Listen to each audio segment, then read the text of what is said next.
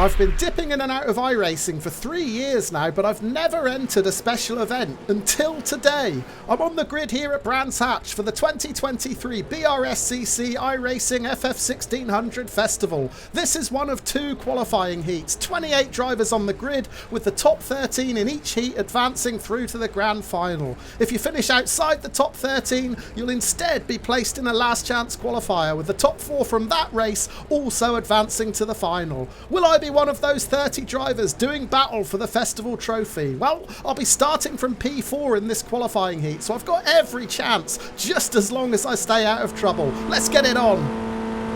Green flag, green flag. And it's green. We're underway for this qualifying heat. All we need to do is finish in the top 13. It sounds so simple, doesn't it? But I suspect these first few laps in particular are going to be incredibly tricky. I've got no confidence at all on cold tyres. Thankfully, I was unchallenged into T1, so I'm going to go tight straight away. I'm going to close off that inside line, mainly to protect myself and prevent any drivers behind from considering a lunge. But yeah, I'm really happy with that start. We've maintained our 4th position and we're looking okay at the moment. Gene Newell is the driver directly behind us in the rearview mirror. Gene started in P7, so he's made a good start. And in fact, it looks like he wants to make a move. He gets incredibly close to tapping my rear end there on. Here's where the cold tyres come into play. There's no grip coming through clearways. I'm really struggling there. It's left a gap on the inside. Gene Newell is surely going to make a move now. We're side by side as we come down the start-finish straight to end lap 1. And I'm not going to defend this position too hardly. Newell's on the inside into Paddock Hill Bend. He can have this position. As I said at the start, the main goal here is just to finish in the top 13. The last thing I want to do is get drawn into a slugfest at this stage of a qualifying heat. We're going to come under pressure now from Scott Jordison behind though. Well, I was fairly happy to drop a position and go from 4th to 5th, but I don't want to go too far back, because the more I get bogged down in a mid-pack fight, the more likely it is that I'll crash out of this race. So hopefully, as the pack starts to spread out a little bit now towards the end of lap 2, we can get into some sort of rhythm. It's still really slippery through this section, and look in the rearview mirror, Scott Jordison has found out to his cost. He has spun out, so all of a sudden we've got a little bit of breathing room behind us. But we mustn't get complacent. In practice it took me a good 3 or 4 laps to build up any sort of confidence in these tyres, so we're still going to take it cautiously. Oh, there's a big incident in front going down Paddock Hill. We've lost 1, 2, 3 cars, and all of a sudden we find ourselves promoted up into 2nd position.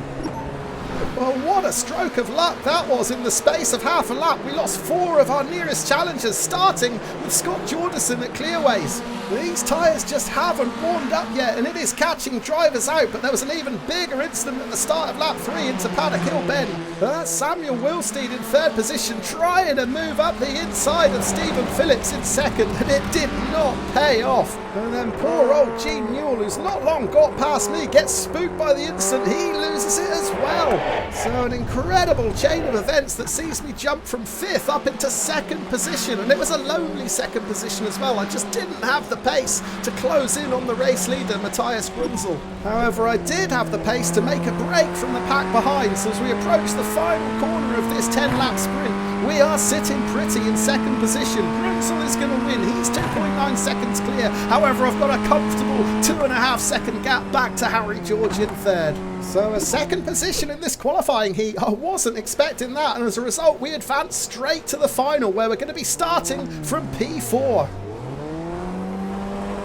Red lights are on then, we're about to get underway. Oh, that's surely a jump start from the pole position man, Doug Crosby. Crosby was the winner of the first qualifying heat, but he has made a complete mess of that start. He didn't get away either, so we may gain a position. We may be up to P3 by the time we reach Paddock Hill Bend. Oh no, we're not. We're hung out to dry around the outside. I just couldn't get to the apex because Crosby was on my inside, and not only did Crosby hold on to the position, it opened up a gap for several other drivers to come through. We still can't get to the inside. We are getting beaten up here.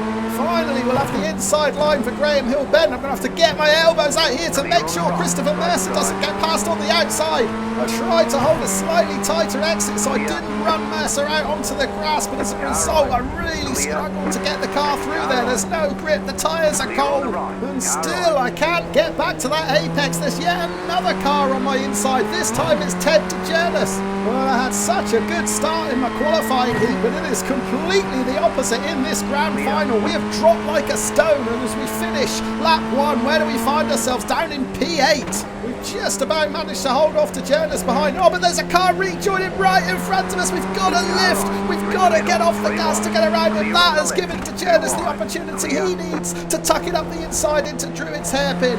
Dear me, the nerves are jangling now. This is an incredibly stressful start to this race. We're still in P8. And the driver in the gravel at Paddock Hill Bend was Lilac Zia. He was in 4th position until he made that mistake. So, of course, we did get around him to gain a position, but then we surrendered it straight away to Dejernis. Well, we always knew that this trophy final was going to be far more aggressive than the qualifying heats. I suspect a lot of drivers were playing it safe in those opening heats, just like I was, but the gloves are off now. A lot of the drivers came out swinging. Sadly, I wasn't one of them. I started on the outside. Now, in the qualifying heat, I was able to get to the apex at T1 unchallenged, but I wasn't as lucky here. I've got cars on my inside, not just through T1, but all the way down Paddock Hill, and then all the way up into Druid's hairpin. At this point, I'm 3 wide. I was getting the alert from crew chief that I was 3 wide, so I held it out as wide as I possibly could. Probably a little bit too wide there, because that invited even more cars to challenge. Now, just behind me, going into Graham Hill Bend, there was a big wreck.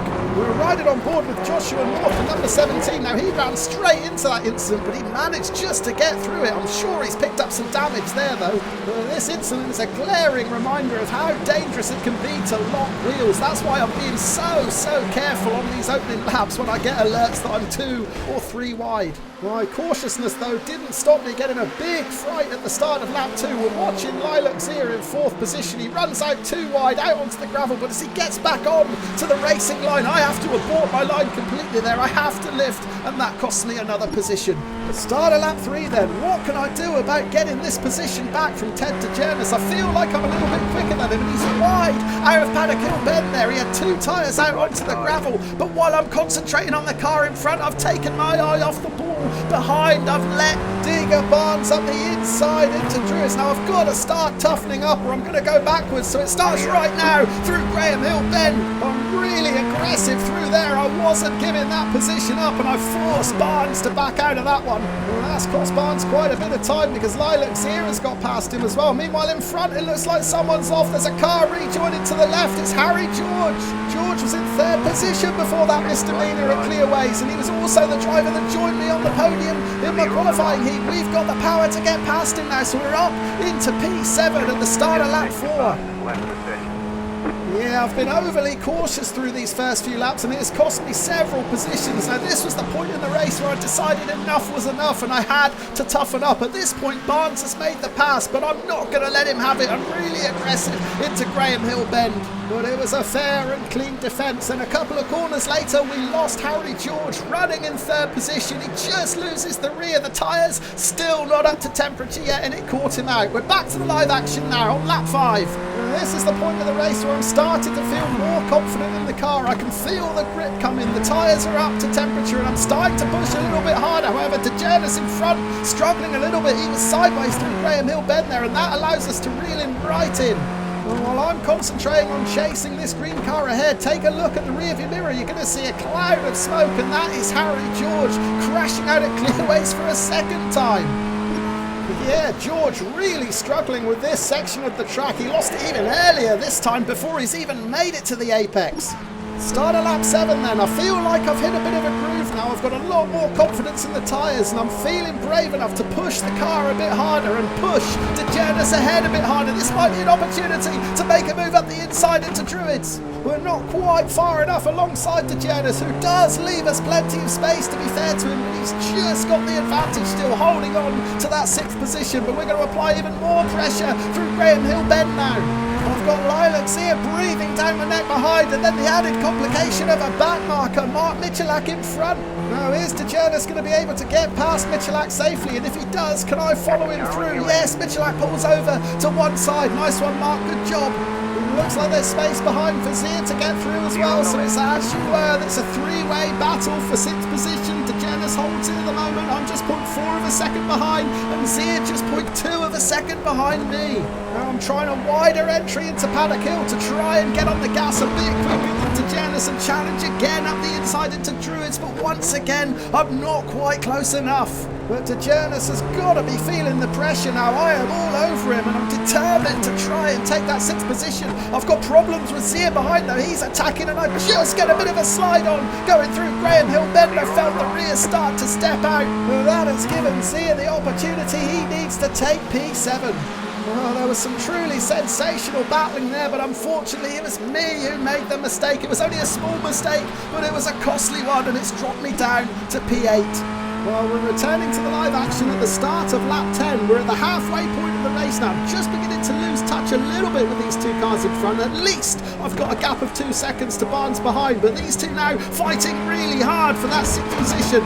This might help me close back in. DeJonas having a look up the inside into Druid's hairpin. Zia is wide, DeJonas is wide, we're wide as well, and we have to get on the brakes really hard to avoid disaster there. Oh, I was concentrating too much on the cars ahead and not enough on my own race. If I'd hit the apex of Druids, I may have been able to get past both of them. So yeah, that was a mistake, but unfortunately a lap later I am going to make an even bigger mistake. I'm closing in on the cars ahead again, but I'm going to run into Graham Hill Bend just a little bit too fast. I already had a warning a couple of laps ago about sliding it in there, and the rear steps out. I'm out onto the grass and I'm going to lose a couple of positions from that. Really frustrating. I was just pushing a little bit too hard to try and get back onto the rear end of the 2 cars in front. Yellow flags are out. There's a cloud of smoke and it looks like we've lost someone. It's DeJonas has crashed into clearways now. Well, I wonder if he had to come in together with Zia in that battle for 6th position. We'll go back and check out a replay shortly, but for now we're going to cross the line to start lap 12, back up into P8. Oh, but I'm just a little bit too high to Paddock Hill. Don't lose the rear, don't lose the rear. We have lost the rear. We're out into the gravel. We've just about saved it. Oh, we're all over the place at the moment. I'll get off the racing line as quickly as I possibly can, but we've let 4 cars go by now. Thankfully, 2 of them are back markers, so we have only lost 2 positions. We're down into P10. Well, I don't think we're going to get P9 back because Nick Alert is in front of me. Oh, he's lost it to Graham Hill Bend and I've got nowhere to go. Oh no, I hope we haven't picked up damage. I'm dreading seeing the meatball flag. Please don't wave it. It looks like Alert is rejoining at the same time. He's on my inside now. I think I'm just going to lift here and give him that position. I need to calm down. I need to get my composure back here. I have been all over the place for the last lap or 2. Let's look at some of these mistakes, starting with me running in hot into Druids and narrowly avoiding catastrophe there. And then a lap later, I got it all wrong through Graham Hill Bend. Now, the rear almost stepped out a couple of laps ago, but I managed to save it. I could not save that one. We're out onto the grass. We lose a couple more positions. We quickly got one back when Ted DeJonas spanned, but it was actually caused by this incident involving Harry Haskin in 3rd and Christopher Mercer. You can just see DeJonas in the background having to get on the brakes to avoid that incident and losing control. And speaking of losing control, that's exactly what I did at the end of the start straight. I ran too hot into Paddock Hill Bend. The rear steps out once again. At this point, I really need to get some composure, but it wasn't to be. Nick Alert was one of the drivers who got around me, and then he loses it right in front of me. I've got nowhere to go there. Wrong place, wrong time. Here's the onboard, and I tell you what, I am so lucky that I didn't pick up wheel damage there. Right, we'll return to the live action on lap 14. We're almost at 3/4 race distance now. The dust has settled. I've got some composure back. I'm in P12, but I think my hopes of a top 10 finish have all but evaporated now. Or have they? There's been a crash at Clearways. It is Harry George once again. That is the 3rd time he has lost it at Clearways. Here's a replay. And he's losing it earlier and earlier each time. He's not even made it into the corner this time. Well, just as I was saying that my top 10 hopes were over, I've been given a glimmer of hope. We've still got 5 more laps after this one. I'm right on the tail of Nick Alert. I know I'm quicker than him. I've just got to find a way round and I will be back in the top 10.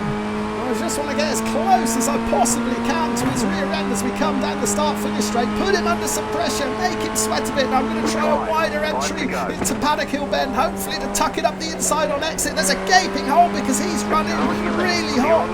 That was a straightforward pass in the end. We are back into the top 10. I'm glancing to the rearview mirror and I can see that Harry George has also got through. So George is on a charge here. Lap 17 now, and Harry George has got the run on me coming down the start-finish straight. He moves to the inside. It's too late for me to defend now. I'm committed to this outside line. Can I carry the speed to fend him off? We're going to be side by side, climbing up the hill into Druids. George is going to have the inside line. Can I roll it around the outside and stay alongside? It doesn't look like I can. Oh, there's contact with Alert as well. I didn't even know he was there. He obviously tried to sneak through the gap as well. That was a scary moment. I already tumbled out once with Alert. I don't want to be doing it again. And just as I was getting my hopes up that I might be on for a top 10 after all, I can see it slipping through my grasp again now. Harry George is beginning to make a break for it. Earlier on in the qualifying heat, I was able to gap him, but it doesn't look like I'm anywhere near his pace now. He has gone up a gear. Meanwhile, we're going to be under attack again from Alert, so I'm not going to make the same mistake as the last lap. I'm going to take the defensive line into Paddock Hill this time, send Alert around the outside. Rupert Coates also joining in with the battle, but no sooner does he join in, he has gone. Yeah, I didn't even realise how close Coates had gotten, but as we come into Paddock Hill Bend, I'm taking the defensive line so I can send Alert out wide. Look at Coates behind, he runs in really hot. Oh, Alert was so lucky there, he could have easily got collected. Right, we're at the business end of the race now, 2 more laps to go, and I suddenly seem to have found a little bit of pace. I've reeled Harry George in and I've opened up a bit of a gap to Alert behind. Can we challenge George after all? Can we get into the top 10? Well, we've got less than 2 laps to do something about it. And we're closer than we've ever been now, breathing down the neck of George as we come down the hill into Graham Hill Bend. And I wonder if George has got one more clearways mistake left in him. We've seen him get it wrong multiple occasions throughout this race. That would be too good to be true, surely. Oh, and I just got my hopes up there that there might have been an incident further ahead. The yellow flag did come out, but it vanished as quickly as it was shown. So no positions gained, we're still in P11, the white flag is out, which means 1 lap to go. Can we get past George on this final lap? Well, I'm not close enough at the moment, it's 0.4 of a second, so I'll take my usual wider line into Paddock Hill to try and get on the gas early, and we are reeling him in a little bit. And both of us are closing in on Anthony Emmerich in 9th. George is going to make a move up the inside. We switch back and cut up the inside of Emmerich too. And just like that, we find ourselves into the top 10. Harry George up to 9th. We're in 10th. And I didn't see that twist coming. We've already opened up 0.8 of a second on Emmerich behind, so let's see what we can do through clearways for the final time. Come on, George, is there one mistake left in you? Oh, we're ever so close coming through the final turn. I almost lose it myself. And try as I might, I can't get past Harry George. We are going to finish this grand final in 10th position. Wow, what a race. And a completely unexpected overtaking Druids. I wonder if Emmerich was running low on fuel. But whatever the reason, I will take it. I'm more than happy with a top 10 finish in my first ever special event race. My fastest lap out there was a 49 flat, but it looks like I really needed to be lapping in the 48s to be truly competitive. But what an experience this was. It's been one of my most enjoyable sim races this year. And I have one person in particular to thank for it, my old friend Bill at Pappy Racing. Regular viewers will know that I was in 2 minds about renewing my iRacing subscription for another year. However, Bill sent me a very generous iRacing gift which persuaded me to sign up again. And after this race, I am so glad I did. I'll leave a link to the Pappy Racing channel in the video description below if you want to check out some of Bill's excellent iRacing videos. But for now, I need a lie down. That was stressful.